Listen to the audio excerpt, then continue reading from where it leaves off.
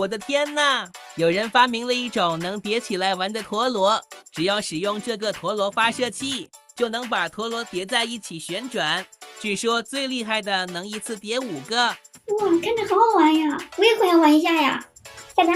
3 days later， 回，可以叠在一起旋转的陀螺买回来了。今天咱们就来测一测，看看真的像视频里那么好玩吗？有的是真的，扣1；有的是假的，扣2。下面开始挑战。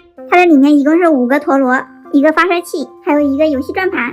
看看最后我能成功挑战几个。大家给我点个赞，加油吧！先来2个试一下啊。先用这个最大的陀螺，把这个发射器插在上面，然后转2圈，放在这个转盘里，按一下这个开关。哇，站起来了耶！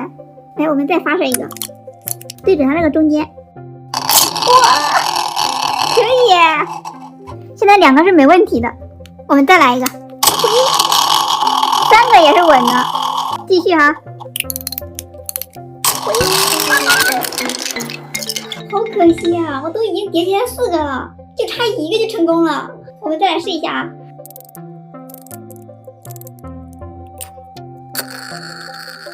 3个也是稳的，继续第4个了啊，小心点。哎，这怎么有点氧化呀？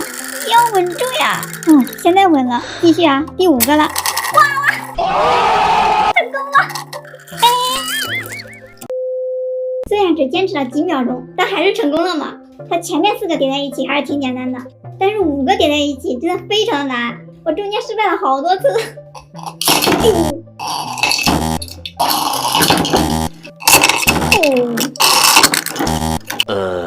我们试一下下面的这个不转，只转上面的这个，看看行不行啊？它转起来是歪的耶，而且很容易弹出来。我发现它这个是有技巧的。第一个要让它的转速达到最大，这个差不多转了4圈，后面的依次递减，这样就能把5个陀螺的速度基本上保持一致。看看这转的是不是稳多了？我们看看它5个一起能坚持多长时间。坚持了差不多12秒。如果你掌握了方法，不按顺序它也能转起来。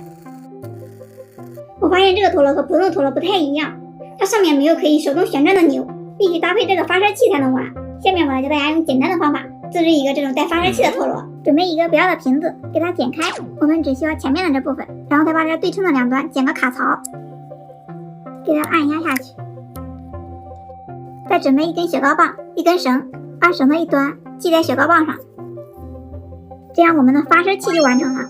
下面来制作陀螺，准备一个不要的瓶盖，把中间戳个洞，然后把铅笔从中间插进去，这个洞不要戳太大，要刚好能卡住铅笔，这样我们的陀螺也完成了。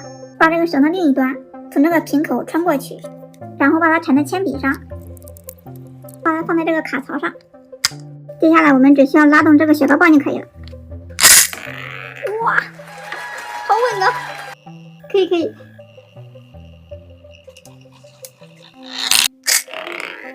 跑得好远啊，转的时间还蛮久的。怎么样，是不是很酷很好玩？想试一下的赶快点赞收藏起来吧，拜拜。